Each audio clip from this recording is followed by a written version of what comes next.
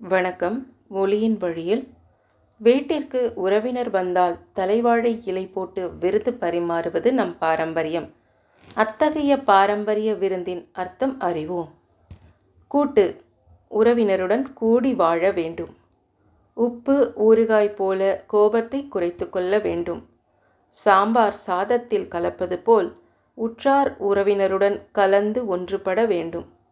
அப்பளம் போல் தீய எண்ணங்களை நொறுக்க வேண்டும்.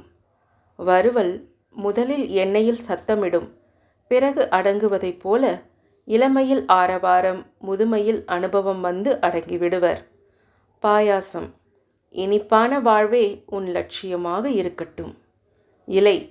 அடித்தளமான இலை யார் வந்து கேட்டாலும் இல்லை என்று கூறாமல் கொடுக்க வேண்டும். தட்டு. விருந்தினருக்கு தட்டு வைக்கக்கூடாது, தட்டுப்பாடு வந்துவிடும். புதிய தட்டுக்களில் வைக்கலாம், ஆனால் அந்த தட்டை அவர்களுக்கே கொடுப்பது நல்லது. நன்றி.